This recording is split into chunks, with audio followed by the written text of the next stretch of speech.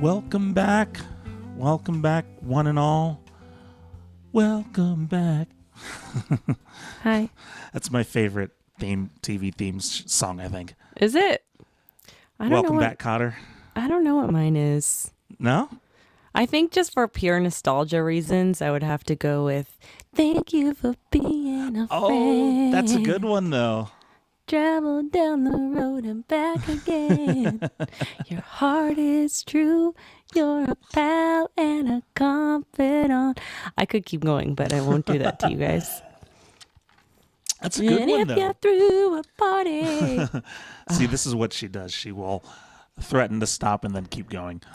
What are you talking about? Invited everyone you knew. I can't stop. It's Golden Girls and Disney themes. Oh, yeah. Just can't stop. Nope. Can't stop, won't stop. Didn't we talk about doing that once? Like a whole show where we do like theme song music? Yeah, we were going to work up we had like Darkwing Duck Yes. in there, and I think we were going to do probably a couple of Disney things. Of course. And Darkwing Duck. we have the lyrics in the book. I know they're in there. Wow. We should resurrect that sometime. That'd be really fun. But yeah, I think we were going to do just a bunch of them. But yeah, we'll have to find that list. I think we probably have a list somewhere. And we have lists for everything. Oh, geez, so many lists. Sometimes these lists like come across my eyes. I'm like, oh yeah, that was a list we made once. Yeah, never got back to. I don't know why we Ed and I always make lists. We always make lists. We always make lists, and they just evaporate into the aether. But that's all right. We'll get to them someday. Yeah, that's why you make them. You just make them so you can set them aside and have a have a reminder of what you could have been in your life. We could have been theme song music people. I don't know. What do you even call that? A cover band? Yeah. Yeah, it could have been a theme song, whatever.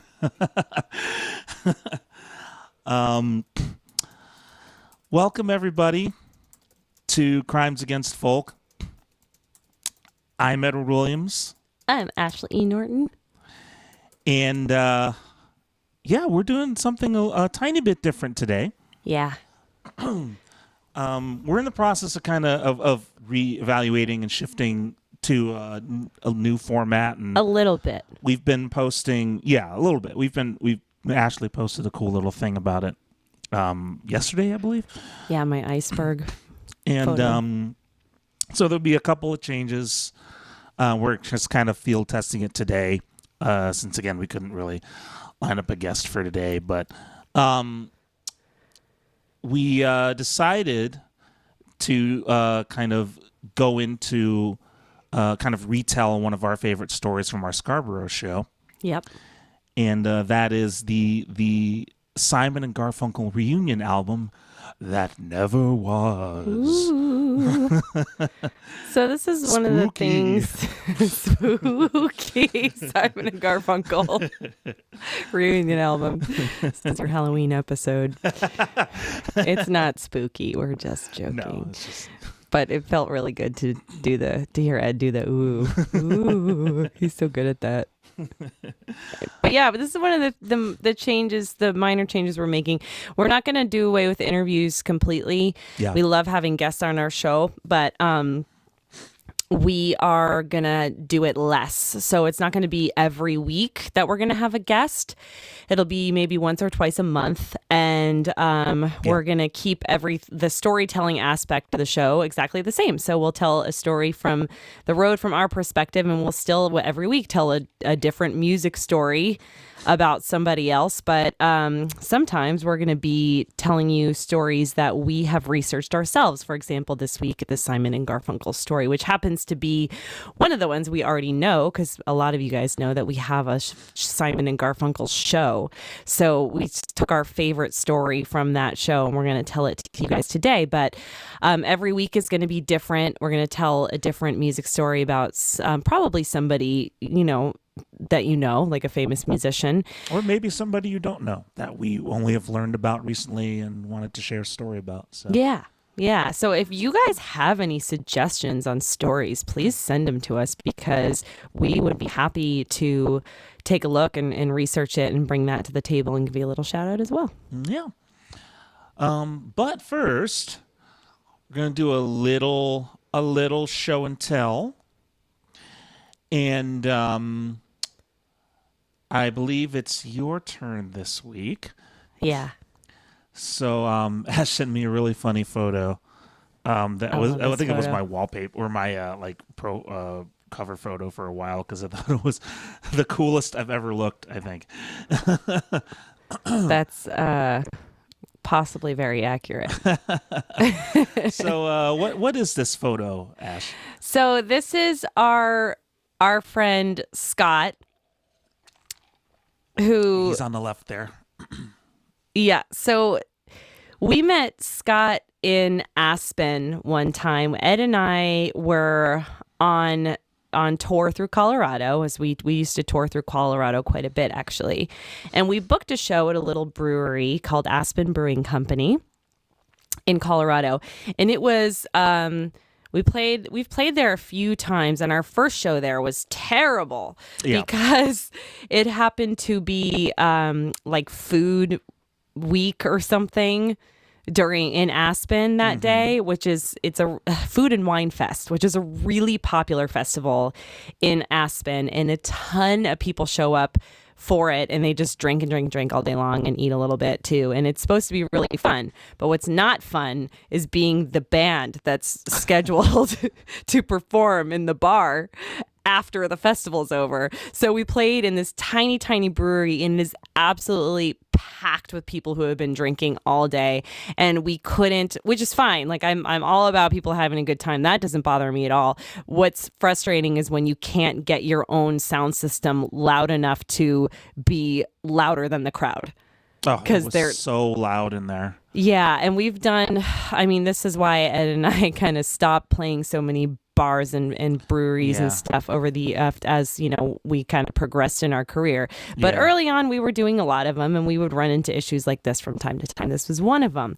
But there happened to be a really nice gentleman sitting at the bar, and he said, in his sweet British accent, because yes, he's from England, which so many of our favorite people are, wink wink, and we talked to him after, and he's like, God, you guys are just so good. It's just too bad nobody could hear you. He's like, I came in here to listen to music, and from what I could hear, you're amazing. So he kept in touch with us, and he messaged us one day, and he said, if you ever want to come back to Aspen and play the brewery again, I promise you next time you come, it's not going to be like this. And you can stay in my guest room, and I will make sure you are well taken care of. I will show you guys the time of your life in Aspen. I will take you to all my favorite restaurants and just kind of help support these musicians on the road, and give you breakfast every day, and we'll just have a really good time. And you can stay as long as you would like. So Ed and I said okay, as we often do, because it's not it wouldn't be the first time we've had an offer, super fun offer like this. And it's this type of thing we like to take people up on the road, because we like meeting people and connecting with people. So if we're ever on tour and you want to hang out with us, we're probably going to say yes, for the record. So we said yes, and we booked another show at the brewery. And I think we spent 3 days with Scott in Aspen or something like that. We had an amazing, amazing time with him, and just there in Aspen in general. It's what a lovely place. Was that the time you did the ski lessons with him? Yeah, it was. I had never been downhill skiing before, and that was part of the deal. He's a ski instructor, and so he's like, when you come, you're gonna take ski lessons with me. And Ed wasn't interested, but I was.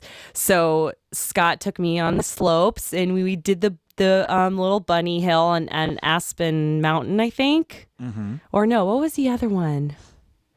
I can't remember the name of the mountains all of a sudden. I'll think about it. But he, apparently I did well enough that he took me down Dilaudid, which is the big mountain. And he told everybody in the bar about it later. He's like, she did Dilaudid on her first day. And everyone's like, yeah, they're cheering me. And I was like, cool. That's awesome, I guess. It was really fun. We went to breakfast every morning at, what was the name of that lodge? Oh man, I can't remember. It might have just been like the Aspen Lodge or something. Yeah, I can't remember the name of the place. I'm gonna look real quick. But yeah, which is where we met our dear friends Alex and Frankie, and who we connected with in Sedona many times. And then we went to this really cool restaurant, and he's like, oh, I want you to meet my waiter friend. And so this young man came over, and he was the manager maybe of this restaurant. And we had a really nice time at the restaurant, and the manager came over, and he's like, this is I can't remember his first name, but his last name was Bacharach. And he's like, that's Burt Bacharach's son. We're like, wow, that's cool. So and he told us a story actually about, he's like, I just want you to know that you guys should not feel bad about everyone talking over your show the last time you were here, because apparently Bert had a similar experience in Aspen, and somebody paid him like $1 million to show up and play piano and sing in the corner of their mansion in Aspen, and nobody cared. Jeez. And they were all talking over Bert, and he's in the corner, and I think at one point he leans in the microphone and he goes, "It's your money." He just kept playing, which is I was like, okay, that does make me feel a little bit better, actually. Yeah, it happens. Anyway, that night, and then he took us to a really nice restaurant, which was so cool. And he's like, I have the best surprise for you guys tonight. He's like, I have like a really cool surprise. This is the highlight of your trip. and you're never going to guess what it is in a million years, but start guessing. And Ed and I would just throw out stuff, and I was like, Burt Bacharach's coming in. Like, no. And I can't remember what else we were guessing, but everything was wrong. There's no way we would have guessed what was happening in a million years. No. And he's like, I have, but it is a guess. He goes, there is somebody who's coming here and to pick us up. And I was like, okay. So he was so excited about this, and he couldn't stop talking about it. So finally the meal's over, and we pay the tab and we walk out, and there is a taxi sitting outside of this super nice restaurant in Aspen. And Scott and I get in the taxi, and it's not your typical taxi, turns out. It's like some kind of a party taxi. This taxi is like straight out of DC Cab. Like, I swear to God, it's totally the craziest looking thing we've ever seen. Yeah. And this guy just completely ripped apart his taxi, and he put in, lighting, like crazy lighting, which you can see from the photo. And, we all got cool sunglasses and he was a musician. So he would drive us around. It doesn't really seem like the most legal thing. No, I can't imagine it was entirely legal. Entirely, but it is Aspen, which is a small town, and he's, I think, sure, everybody knows him there, yeah, exactly. So he would like play. He took out his passenger seat and turned it into like a electronic drum kit. Yep. So he could play the drums, and then he had what other instruments did he have in there? A keyboard there, a little keyboard. Yeah, and so he would play the keyboard. He would play the drums. Anything else? He had he played like a clarinet or something random. Maybe it was just a recorder. I don't know. but Yeah, he would maybe. play these instruments, and he would time it with the music and the lighting inside the cab. And then the coolest part was at one point he took down this screen that was, like the Projector screen. yeah, and but that would normally be between yourself and the glass wall, between yourself and the cabbie. So a projector screen came down, and this guy somehow, he must have spent a lot of time practicing this, but he managed to time like a roller coaster visual. So he put a roller coaster, projected a visual of you going down a roller coaster, like a bird's eye view kind of a thing. Was that what you call it? Yeah, first person view. First person view, going down this roller coaster, and he figured out where to drive around Aspen and how to stop and what to, so it actually felt like you're on the roller coaster, but he was just driving, and all you could see was a roller coaster. Am I explaining that well? Yeah, no, that's exactly what it was. He projected a roller coaster ride from a computer onto the projector screen, and then just drove around in sync with the roller coaster ride. Yeah, it was so cool. We had so much fun. It was ridiculous how much fun really we funny. had. Yeah, It was called the Ultimate Taxi, I believe. Yeah, I think you're right. What it was called. So if you guys are ever in Aspen, you should call up the Ultimate Taxi and ask for a ride. And this particular photo was from, he had a 360 degree camera that he, like a 360 degree view camera that he took this photo with. And so that's why it kind of looks like we're in a weird like rap group from the 90s or something. But yeah, it's one of my favorite photos that we've ever taken. I know, me too. And just the big smiles on all of our faces was just so worth the experience alone. Yeah. I don't know if I think it might have been a different Aspen trip. Ed and I had a lot of fun in Aspen. We put the brewery kind of on our regular tour list for a while, but we kind of ran out of places to play there because we didn't really want it. We kind of stopped playing at breweries, but it's not a very big town for music, so we haven't been on tour there in a long time. But I remember one time Ed had decided to walk back, or he was going to drive back to Scott's place and just kind of chill out in the apartment. And Scott and I decided to go out and have a couple beers somewhere after our show. And everything's walkable in Aspen. Yeah. So Ed texts me because we were walking somewhere, we were about to, and I get a text from Ed, and he said, "Hey, just be careful because there's a bear running around Aspen."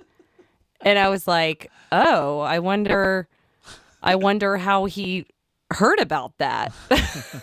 So the next morning I was like, "Yeah, thanks for the heads up. We didn't see it, but how did you hear about that? Were you like listening to the radio or something?" He goes, "No, because I saw a bear running around Aspen." Yeah, we had just gotten done with the show and packed up the car, and I drove the car out of the alley behind the brewery, and there was a bear walking down the sidewalk, as I guess bears are wont to do. And I almost took a photo of it, but then it started walking towards the car, so I'm like, no, I better roll the window up. Well, you did take a photo. It was just of your lap dropping the phone. It was a photo of my leg dropping the phone, rolling the window up frantically, because I didn't want a bear inside of the car. Fair. So, yeah, I didn't realize a bear would be walking around there. I guess I should have guessed, but yeah. Because you're in the mountains, So, yeah, I remember that. Apparently it's pretty common there, though. There's, you're in the mountains, and then there's You're right in the mountains, right in the food around. So right the bears on are going to show up. Edge of the forests and stuff. So, yep. I've never seen a bear. yeah, it was neat. It was a cute bear. They're cute little killers. Yeah. Yeah. Cute when they're not chasing you or eating you. Right. So, but yeah, that was a fun memory. I like that. Me too. The trips to Aspen were usually pretty fun. Yeah, they were, except for the elevation really, really started to get to you in particular. It's something isn't it like 9,000 feet or something? Yeah, it might even be 10. It's really high. Yeah. I think the only place we've like stayed that's higher is Dillon, which I think is 11. Yeah. Or is it 4? Yeah. Aspen's 8,000. Okay. And Dillon is what? I think 9,000. Yeah, you're right. 9,000. Okay. Yeah, that can get to you if you're staying there a few days. It's 9. Yeah. Yeah, for sure. Like we would usually do. And the place we went to breakfast is called the Mountain Shallot. Aha. Yeah, which is a really cool, like old German style, isn't it? Yeah. It's got the kind of old German architecture, not Bavarian really, but more just German style, and has a neat little breakfast and a cool pool area, and it's a really neat looking place. We've never actually stayed there, obviously, but we've gone there a bunch. Yeah, so it's a really neat place. So yeah, that was one of our favorite trips to Aspen. Yeah. Fun times. Thanks to our friend Scott, who we should reach out to. Yeah. Say hello. See how he's doing. He's a really nice guy. So now we're gonna do a little video. This video of ours, I'm pretty sure we haven't done this one yet. Is the music video for Teeth, which was off of the Anchor. And this we did in San Luis Obispo at a really fun place called the Madonna Inn. It's so funny, too. I was literally just telling somebody this story this morning.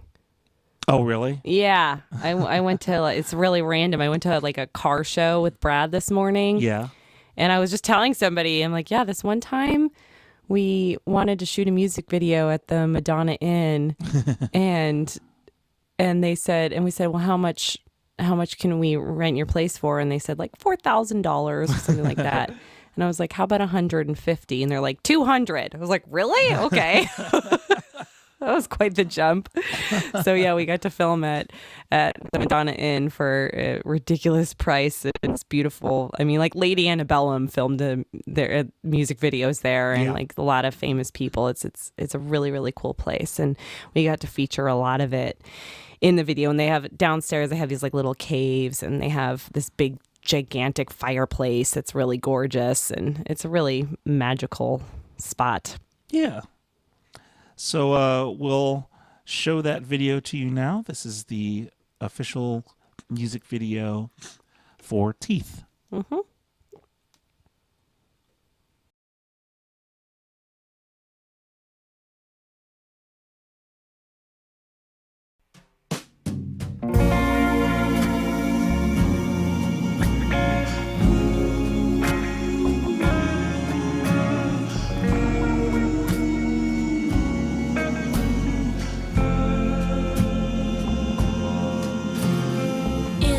Something strange, I can feel the change.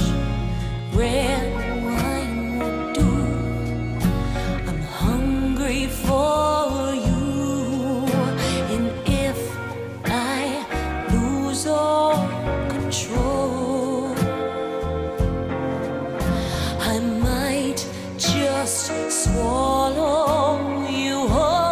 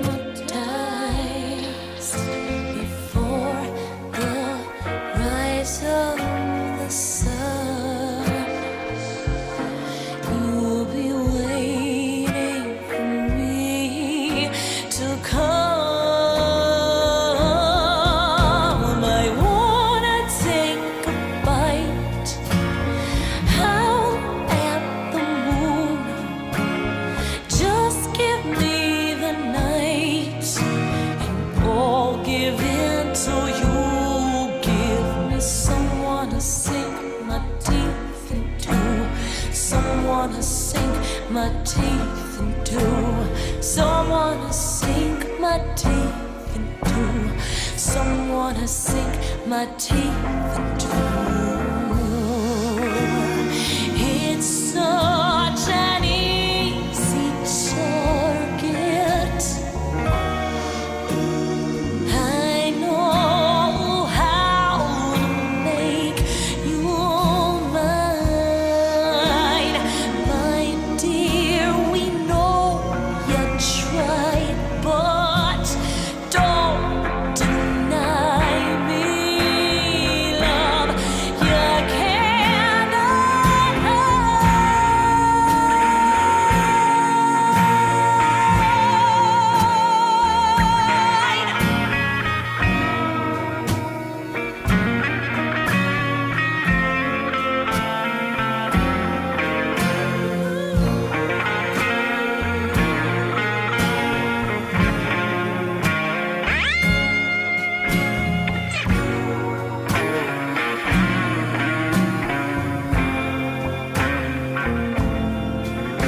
I wanna take a bite out at the moon.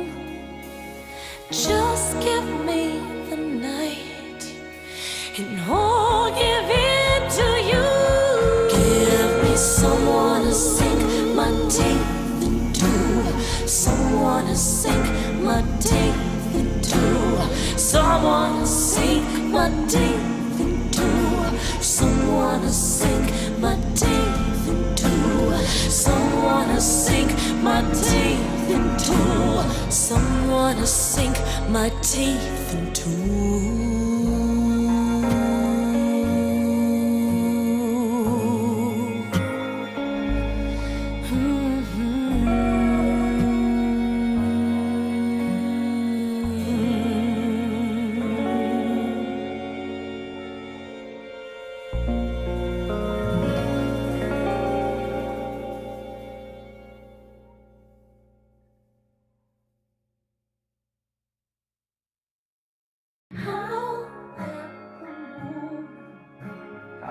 Judy's here. Clapper. Action. Music. Clapper. Ouch. There. Yep. Teeth review? Yeah, go ahead.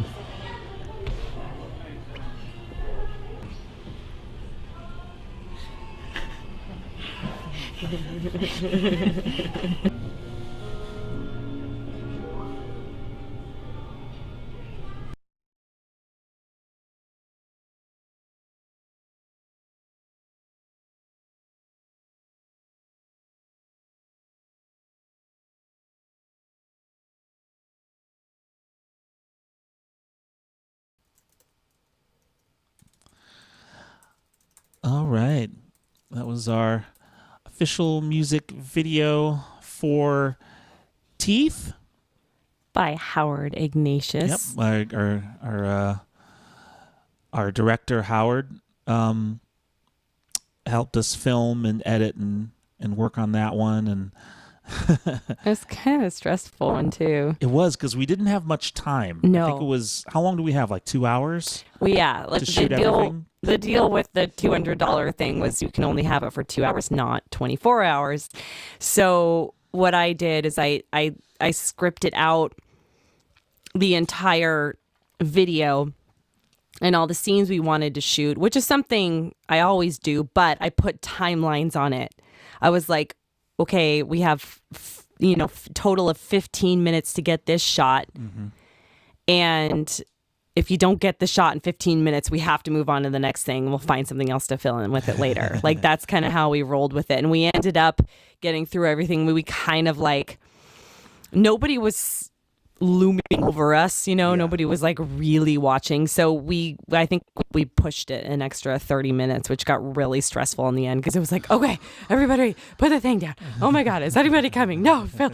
It was like really, really stressful. And then the funniest was, for some reason, both Ed and Stephanie couldn't smile with their fake teeth in. It was so hard. I had no issues with this. To be fair, I have huge teeth. If you look at these things, they're massive. So it's probably a lot. But we were laughing so hard because they could not do it. No, not at all. I mean, you could see at the end there, we threw in the outtakes at the end. It was so bad. It was so bad.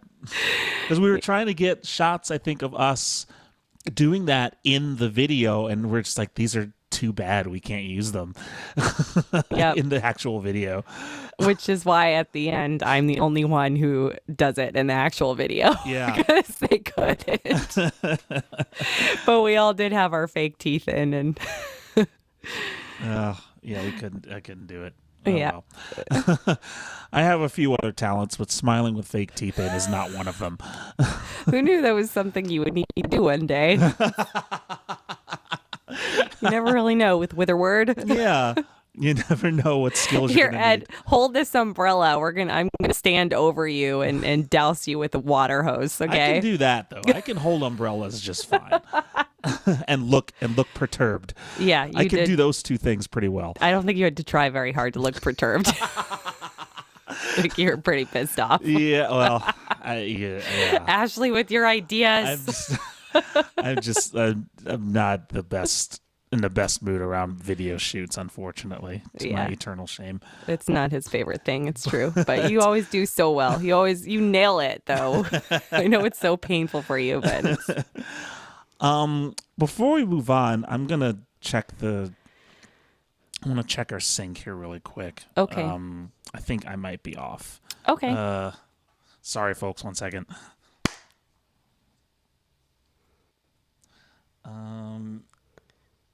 And you want to go ahead and clap, Ash? Sure. Okay, so let me...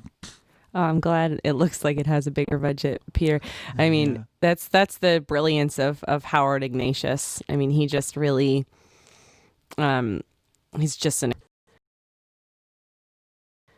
videographer. So yeah, he's very imaginative, and he has a lot of good ideas and is able to execute on them.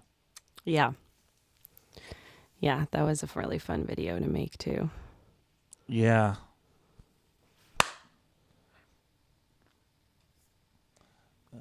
Almost. Sorry.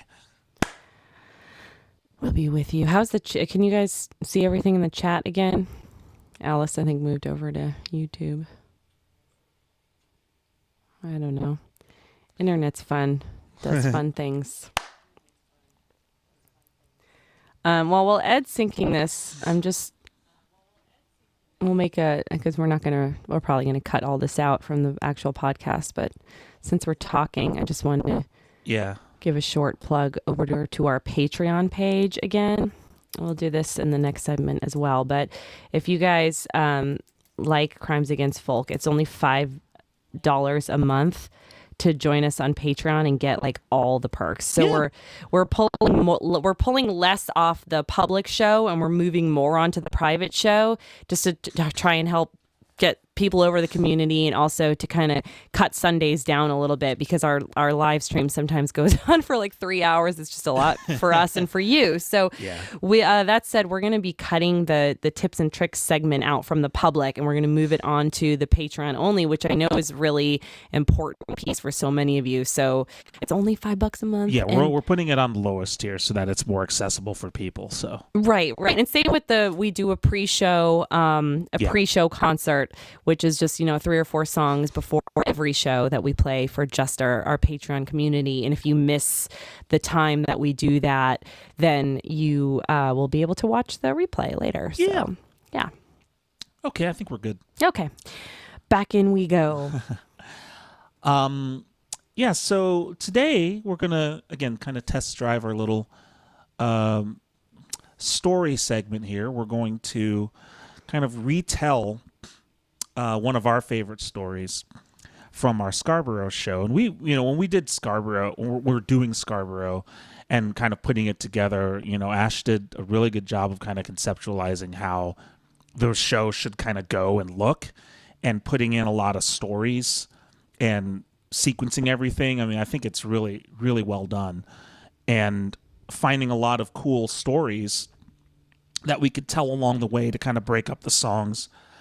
And one of the most interesting things we found was the kind of almost reunion of Simon and Garfunkel. So to set the scene, Simon and Garfunkel, one of the most prolific and influential folk groups in history, did not get along very well. They had been friends since they were kids, and started, a group called Tom and Jerry, that, and kind of morphed into this folk duo, Simon and Garfunkel, of which Simon mostly wrote the music for, because he's an incredible songwriter, and a good singer, a very good guitar player, a good singer, and a great songwriter. And Garfunkel is an incredible singer and a good songwriter. And so, but the two of them together, when they would sing together, they were just so great. And the problem was, as their career wound on, as Simon and Garfunkel, things got really tense. They didn't really enjoy each other's company. And it just goes to show you, like, when you see a duo, it's people assume that they get along well, or they're like really, really super tight friends. I mean, Ash and I are, and a lot of duos are, but not all of them. No, not these guys. No. Not, I mean, the Civil Wars, they broke up. Yeah, look at Civil Wars, and you look at a group too, like a duo too, like this is outside of music, but Penn and Teller. Penn and Teller are excellent workmates, but they're not like friends. They don't hang out all the time outside of their work because they're colleagues, So, but in Simon and Garfunkel's case, they just weren't they just didn't really like each other. It's possible there was a lot of ego going on in the background. Right. Which is later in life, because they knew each other since they were like 5 years old. I think they had kind of divergent ideas on what they both wanted, not only Simon and Garfunkel to be, but their own trajectories in media to be. They had their own trajectories, I think. Art was getting a lot of work as an actor, and I think that's something that Paul Simon wanted to do and couldn't necessarily get much of. And I think that contributed to kind of the bad feelings. Well, and also because, Art would take off and go do these films and be like, oh, well, you just, you write the songs and I'll go do my acting. And he would expect, I think he felt like he would expect Paul Simon just to do all the music stuff, and then he'd just drop back in and do something. And Paul Simon's like, wait, what? And to be fair, that's according to Paul Simon. Exactly. So I don't know what Art would say. I have to say on that, on the other side, I haven't seen many quotes from Art regarding any jealousy from Paul over the acting, but I don't know. Yeah, it's hard to say. It is hard to say. Because we all we have really is hearsay at this point. Yeah, there's only just a bunch of like bitchy comments from the two of them going back and forth. There's no like clear black and white answer of, well, this is why we broke up. Like, they don't really have one. It's just years of snarky comments and kind of passive aggressive things. And so ultimately the duo ceased their performing in 1970.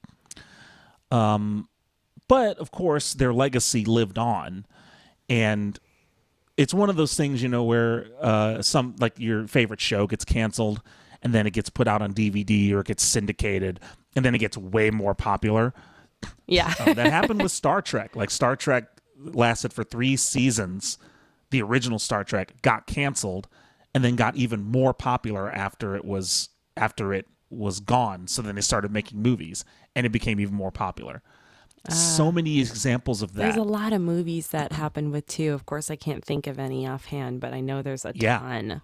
There are. And, so I think people, still loved Simon and Garfunkel despite their personal differences. And, of course, the record labels knew this too.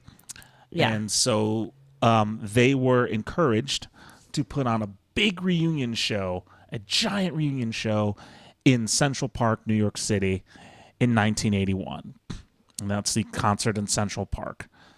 And over 500,000 people went because they just like, wow, this group that broke up, they're getting back together. And we get to see them perform again. So they put together this big band and worked up all their songs, and Paul Simon played a lot of his original stuff, his solo stuff that he had been working on at the time being, because his career was taken off as a solo artist. And just an incredible reception for the concert in Central Park. And based on that reception, the record label's like, well, wow, why don't you go on a reunion tour? So that's what they did. They put together a world tour and went back and hit, like they went all over Europe. They went to Japan, all these different places. Which surprised me so much. Like, I always had it in my head that they did this one big reunion show and then that was it. But that's not true. They went on. Yeah, they toured the world. I don't know. I mean, we've done these Scarborough tribute shows all over the United States, and we've met a few people who were at the reunion show, but nobody who said they were at the reunion tour yet. But I don't know. So I don't know how long that went on for, but it went on long enough. Because then they were like, well, let's do an album, right? Yeah. So after the overall success of the tour, the record label then suggested, well, why not do a reunion album? It's been, by this point it was 1983, and they had finished the reunion tour, and so the record label was kind of pushing them like, hey, let's put something out. Let's capitalize on all this success. And so they reluctantly decided to do it. And this new album was going to be called Think Too Much.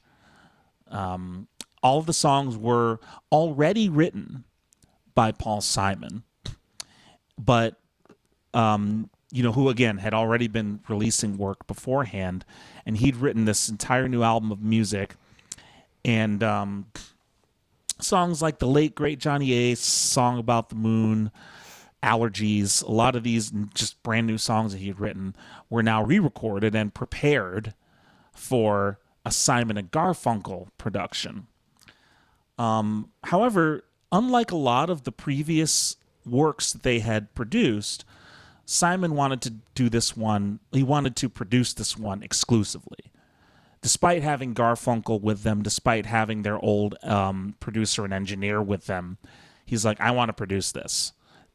And so Garfunkel's like, well, I don't particularly like that, but I'll go along with it. I'll go along with it because, fine.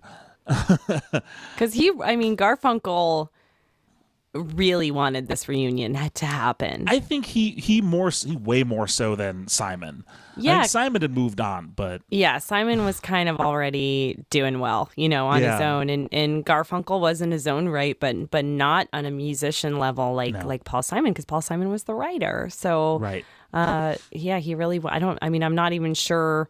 I don't even really think Garfunkel wanted the breakup to happen in the first place, just judging by some of their comments, which we can read some of these quotes in a little bit.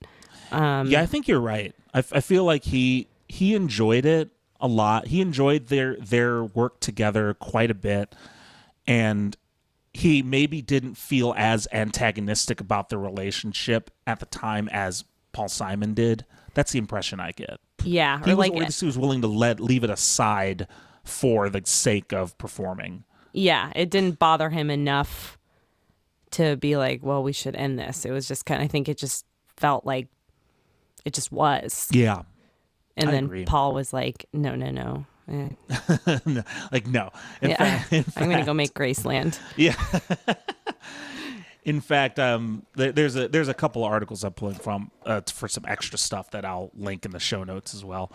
Cool. This is from an article on Analog Planet about it, and apparently they at the one of the last concerts that they performed before they started work on the album, they were going to play the title track, "Think Too Much." Both of them missed their entrance to the song, and neither one wanted to start the first line.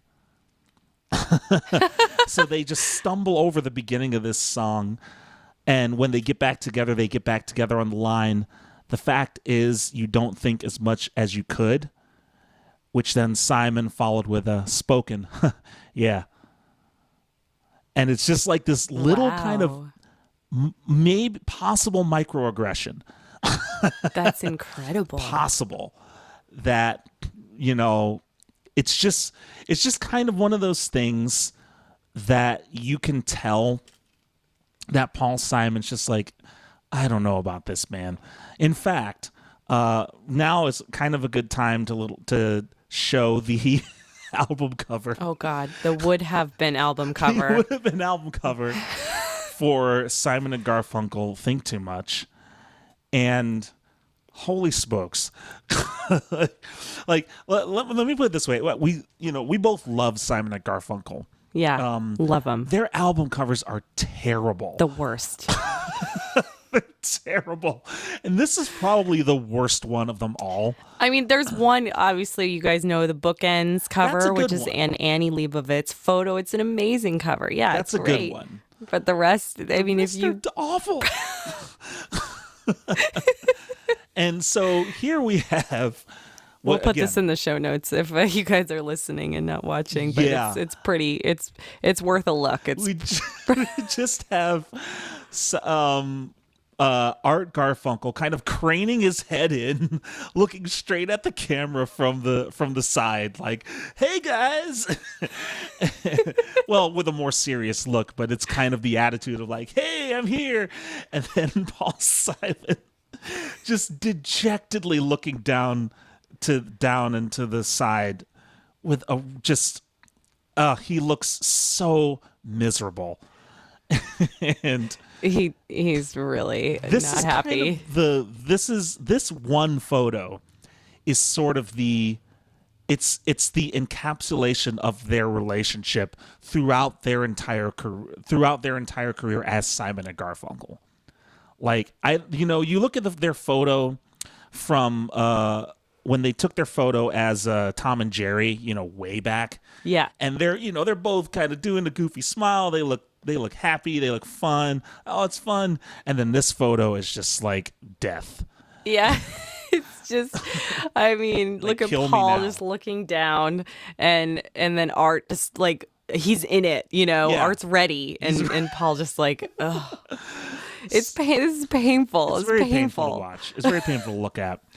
And this is, again, it's a good kind of indication of how this entire session went. Mm-hmm. I mean, just from the off, it was not going to go well because these songs really weren't written with Simon and Garfunkel in mind. They were Paul Simon songs, which they mostly have been, to be fair. But these songs were written kind of about him and his life. And like a lot of them were written for Carrie Fisher, right? Yeah, there were a number of songs about his relationship with Carrie Fisher and just about his life. It's to him, it'd be like, I don't understand why anyone else is singing these songs. Why are we bringing this other person that was not even there for the events that inspire these songs? Why are we bringing this person in? Yeah. So, Which also, I think, led to Art saying which Paul didn't. I mean, there's so many cards were stacked against him for this album. Like Art told Paul that because he wrote all of his harmony parts. And I mean, Art didn't just like walk in the studio and start singing harmony. I mean, he really like puts a lot of time into thinking about what he's going to sing. His harmony parts are never standard like thirds or whatever. They're kind of all over the place in a very cool way. Yeah. And he had them all planned out, and he told Paul Simon that he did not want him in the studio when he was recording them, and probably because, you know, the tension between them was gonna throw him off. But Paul didn't like that at all either. No. No. I mean, and I think there also may have been he was probably a little bit upset that he wasn't asked to be a co-producer as well. Art. You know, yeah. Yeah. I think Art just, he wanted, because that's what he's used to with the Simon and Garfunkel stuff. Like they would work together on the albums, and now he was being asked not to do that. And which then Paul was probably upset. I am a producer and I can't be in the room when you record this stuff. Yeah, there's just so much tension involved. I mean, it would have been pretty incredible if it had actually come out. Honestly, it just seems like it's the writing was on the wall. Yeah, I mean, so I don't know. It's just it's hard to say, you know, whether this would have really worked out, because there was just, you know, too much time had passed. The animosity hadn't healed between Simon and Garfunkel. Yeah. And, you know, so much time had passed. You know, again, like we said, Paul Simon was really establishing himself as a solo artist. Why would he, if I think for him it was going to be a backtrack to be like, well, why am I getting into this weird duo again? Like that was the 60s. That was the old me. I have new songs now. They're for me. And the melodies are so different. Like Garfunkel's parts really didn't jive with those parts. So yeah, I mean, eventually Paul Simon was like, forget it. Like these parts, I've got to get rid of them. This is going to be my album. Yeah. And I'm sorry, Art, but your parts are gone. And he literally just erased them all. In fact, I heard Art, I can't remember where I read this or heard it, but during the research of our show, Art mentioned something of like Paul calling him and just being like, "Oh yeah, cool. I'll see you at I'll see you at your daughter's wedding or whatever next week." He's like, "All right. Oh, and also by the way, I'm erasing all your harmony parts off the album, and you're not going to be on it." Like it went something like that. Actually, yeah, I found it here in this article, this Analog Planet article.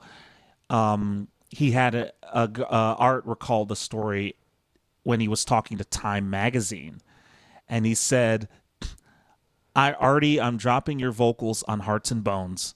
It's not turning into the kind of album I want it to. And by the way, I'm marrying Carrie on Tuesday, and I want you to come." Oh, that's a little bit better than what I had just said. It's a little bit better, but also kind of not. It still kind of sucks. Yeah. And so then, yeah, they went through every master tape and erased all of the vocal parts that Art had recorded. And which hurts. Did a couple more shows after that, and then they're just like, that's it. That was virtually the end of Simon and Garfunkel. Yeah. I mean, I've been erased off of a couple songs before. Yeah. And then I've been asked to too, yeah. Yeah. Yeah, we both have for sure. It's hard to not take it personally, but to get erased off of an entire album, especially one that you once were so involved in. I mean, that's pretty heartbreaking. It is. It hurts. It is, you know. It's yeah, because again, like you have this sort of, I think they both had very different views on what they did together in the end. Yep. And yeah, it's a bit of a blow to the ego as a performer. Yeah. To just have all of your hard work completely erased. It sounds like there are some bootlegs. There are some rough mixes out there somewhere. Have you found any of these? Not yet. I've been looking, though. Okay. But it sounds like there are some rough mixes out there of Think Too Much. But if any of you are very big Paul Simon fans, you will know this album as Hearts and Bones. Mm-hmm. So that's basically, that was what would have been Think Too Much had everything went according to plan. And it's funny to think about, like, if it had gone according to plan, who knows what would have happened. I think it would have been one of those things where we would have listened to it and it was like, this sucks. And then they wouldn't have done anything again anyway. You know, like that's a common lament of ours when Ash and I are on the road and we need, like, we'll listen to music sometimes and we see that an older artist who's been around a while has released a new album, and it's the first album they've done in, like, oh my gosh, like maybe 10 years or 15 years, and we'll listen to it and it's awful. It's not good. And to be fair, minus Paul Simon albums, Paul we Simon really like Paul Simon. man, is just an amazing songwriter. His albums are still good. Like, he's one of the few Yeah. that has still got it. Mm-hmm. You know, according to us. I mean, yeah, that's just our opinion, and I don't want to mention some of the artists that we're talking about because I feel bad. But yeah, we listen to them, we're like, oh, it's just not good. And once you were making amazing stuff, and you're just not anymore.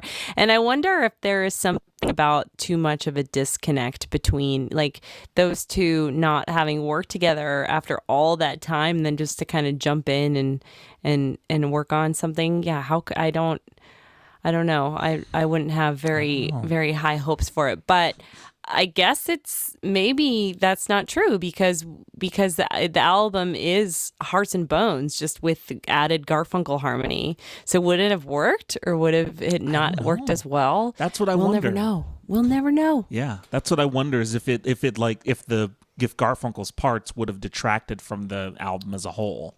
Yeah. You know, or would have been the same kind of magic. Who knows? Like, I think if they had gone in and done their parts together, it probably would have worked. But obviously, you know, neither of them wanted that. So right. I think it would have worked if that were the case. Yeah. But yeah, unfortunately, it didn't work. And again, I don't think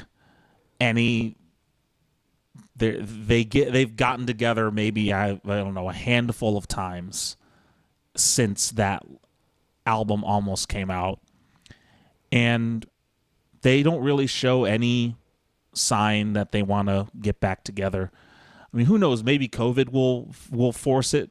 Maybe they'll be like, "Hey, you know, the world almost ended. Let's at least try one more time." Maybe I don't know. But I don't know. Those wounds run pretty deep, I think. They run well, and especially there was a big time nail in the coffin on that. Oh yeah. When Art Garfunkel had this pretty scathing interview in the Telegraph, like, towards Paul Simon. And I mean, he was really, really pissed off. Yeah.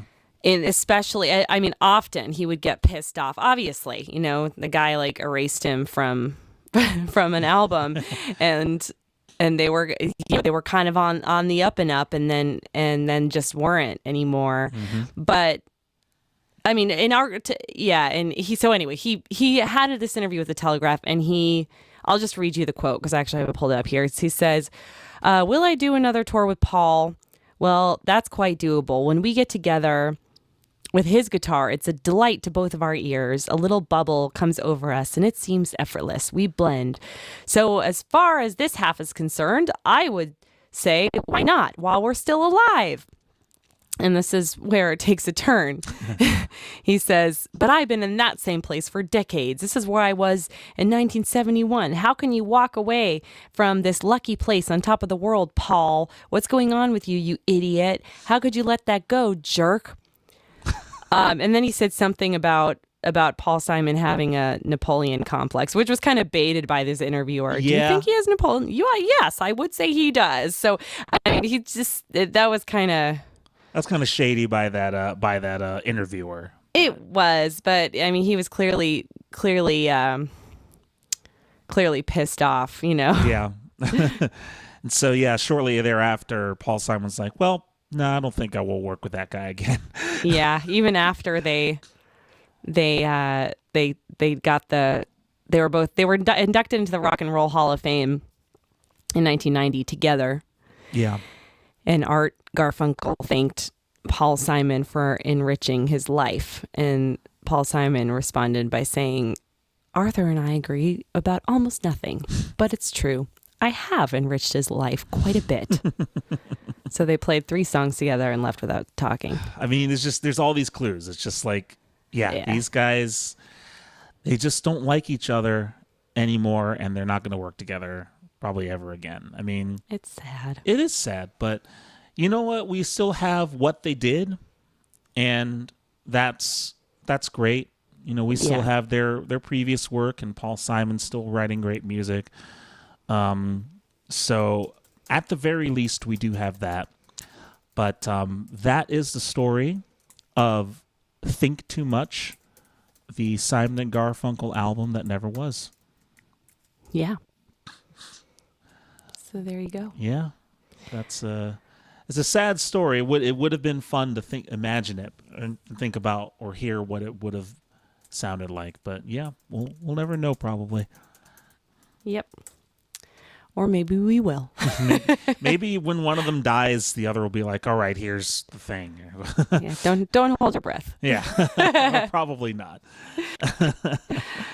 But yeah, so if you guys have any questions about Simon and Garfunkel or the lost Simon and Garfunkel album, please throw out your questions now.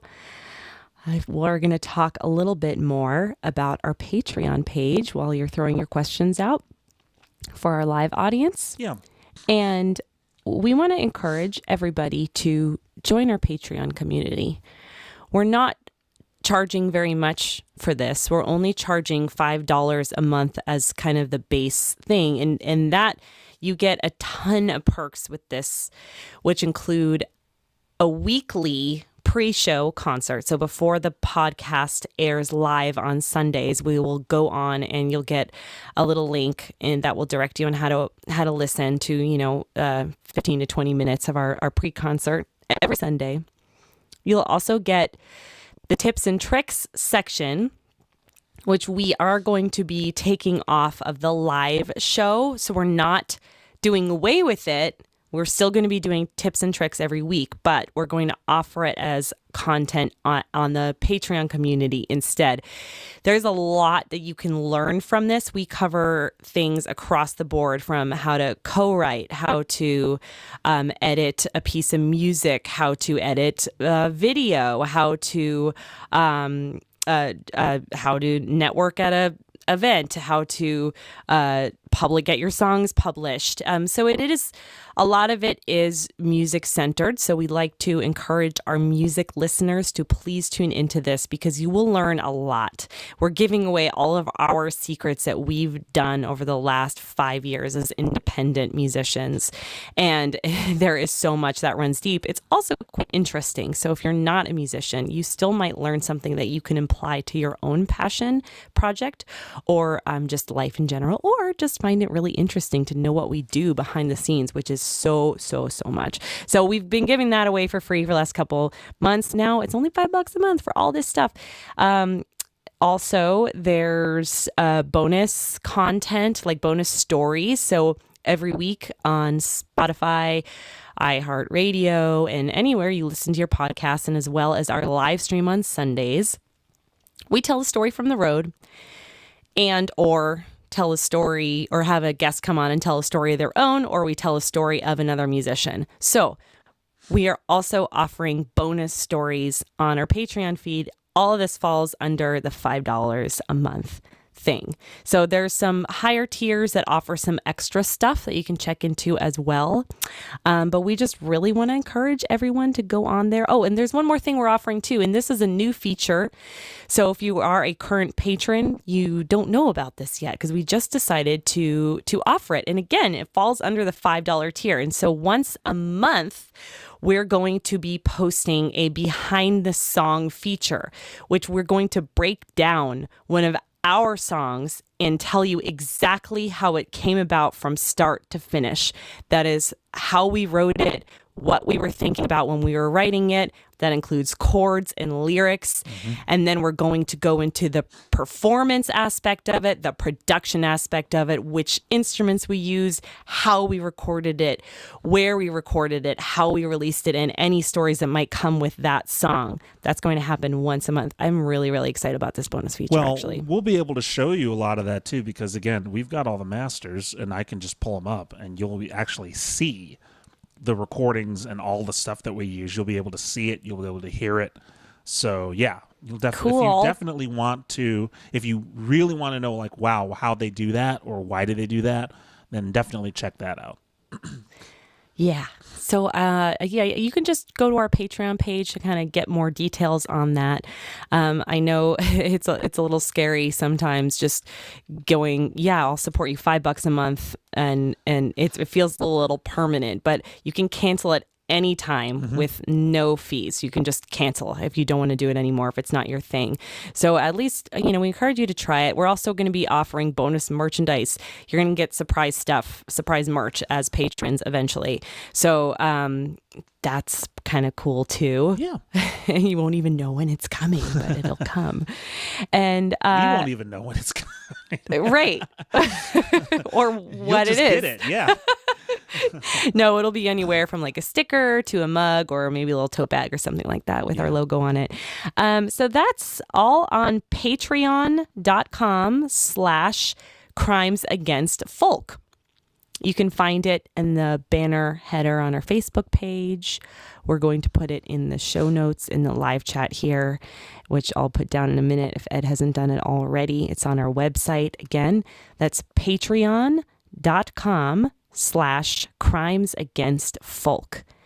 We really appreciate your support. If you guys don't have $5 a month to give, we totally understand. And we want to encourage you to keep listening anyway, because that is a huge, huge support to us no matter. And we know you do what you can do, so we don't expect you to join it. We're just encouraging. And we thank all of our current patrons for being there now. We love you guys and we're having a lot of fun and look forward to building the community together. Yeah. Yeah. Let's see. Alice here says, could it be that touring put less stress on the relationship than recording because they only had to be together on stage instead of in a studio? And then follow up, how does touring compare with recording for Witherward?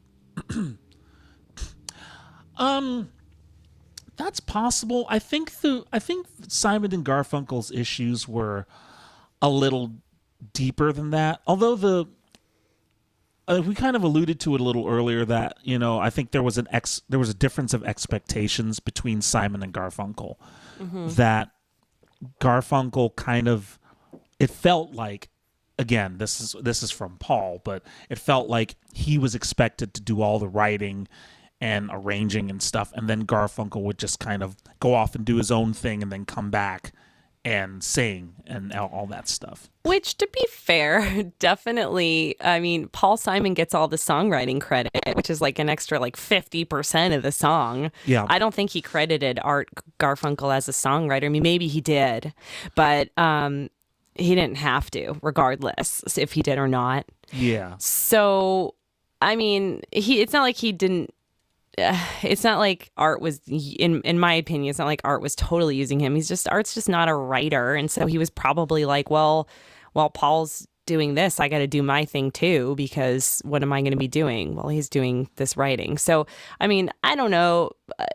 I do think it was definitely an unbalanced relationship, which I think is something that Ed and I have really figured out as a duo, is really balancing the workload, because it's a lot. Yeah. And also balancing out the kind of like the credit and stuff like that. We had that figured out pretty much since we started. We got that discussion out of the way. And so it's never been a sticking point. It's never once come up anytime we've done anything. Yeah. And so I think that, getting that stuff out of the way can help the relationship of a duo or a band or whatever. You have to get that stuff out, out of the way as soon as you can. As far as touring versus recording for us, I don't know. They're stressful in their own ways. Like, I think touring is probably more stressful for me than recording.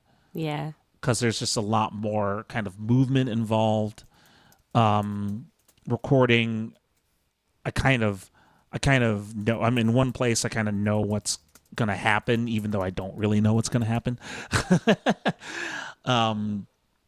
But for me, I think, touring is a little more stressful than recording, but recording can get stressful sometimes. I mean, the Anchor was such a big project. That was a huge project. It was very stressful. I think it was a bigger project than we had anticipated, and we got off the road for that. I think we maybe did, a few shows that month locally in Phoenix where we were recording at, but we decided to not perform, and it was still like a huge workload. It was a lot. It was a lot of work.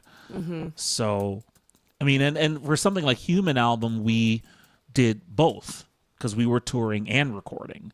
Yeah, but which I didn't mind, honestly. No, I didn't either. It was kind of fun too because we would pick. Yeah. What we did for Human Albums, we would find a few days off, and we would in our schedule, which happens a lot, and we would be like, oh well, there's this little Airbnb that looks kind of secluded and quiet. Let's rent this for a few days and track and see how far we can get. And we didn't put a timeline on it for a really long time, and except for towards the end where we're like, okay, we got to put a timeline on this or it's never going to get out there. And we kind of sped things up a bit. But yeah, that was fun. I actually really enjoyed putting that together. Yeah, that one was not so bad. I think the others, that was probably the least stressful one, honestly. Yeah. Out of all of them. Maybe with the exception of Vulnerable, maybe. That one was pretty straightforward. True. But yeah, they're just stressful in different ways. And so Peter wants to know if I get bonus red wine, and the answer is always. There's always bonus red wine. In fact, I recently convinced a wine company to send me a box of wine. Yeah, that's what I was thinking of. Instagram photo. That's what I was thinking of. Like, you do get bonus wine.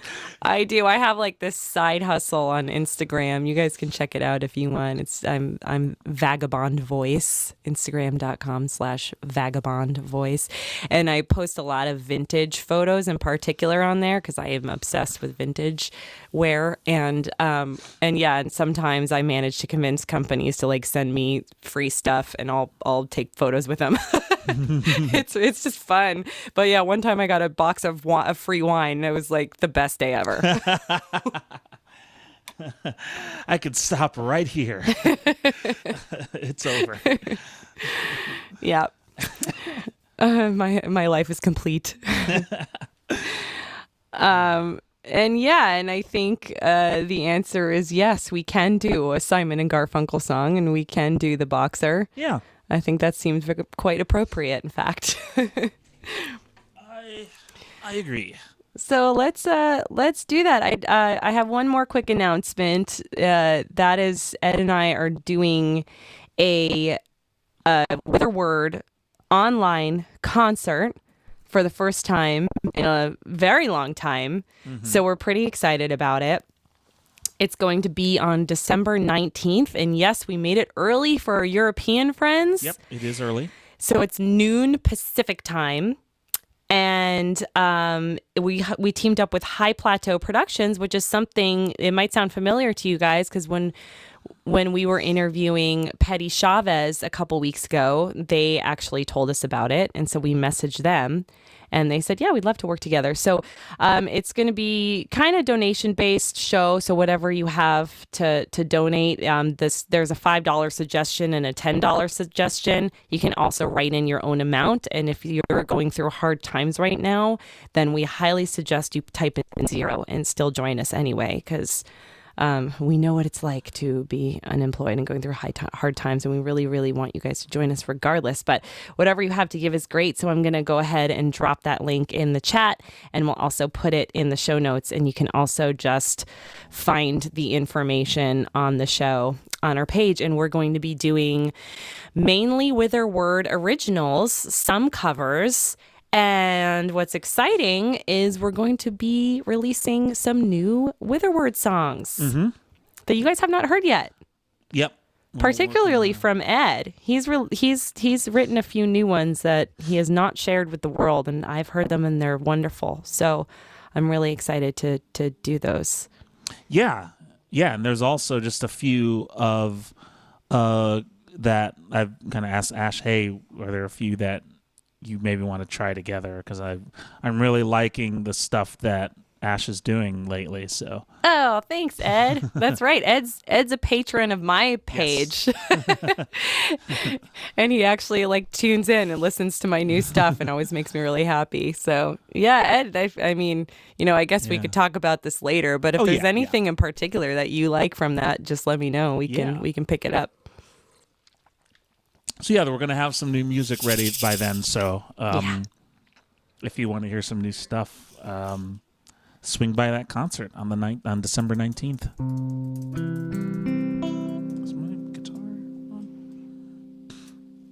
on? Okay, it's hard to hear if my guitar's on. So, since we did all that lovely talk about Simon and Garfunkel today, we'll leave you guys with this. I hope you enjoy the new format. It's not too different, but it's a little different than usual. And who's our guest next week, Ed? Next week is Amber Woodhouse. Oh, I love Amber. She's a fantastic singer, saxophone player, just all around and super human. Cool. Yeah, she's super cool. We met her in Nashville, and I'm really excited to talk to her about some stuff. So. Yeah, me too. So, so we're going to go back to kind of the older format next week, but, or I guess, a little bit. Yeah, I think that's the thing. Interview. Sometimes we'll have a guest and sometimes we'll be telling a story from something that we heard that we found interesting. So it's going to just kind of change things up a little bit for us and for you too. So hopefully you guys like both. Okay, I think I got this. All right.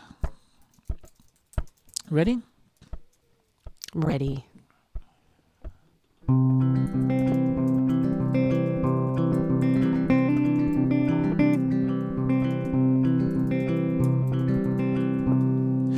I am just a poor boy, though my story is seldom told. I have squandered my resistance for a pocket full of mumbles, such are promises. All lies and jest, still a man hears what he wants to hear and disregards the rest.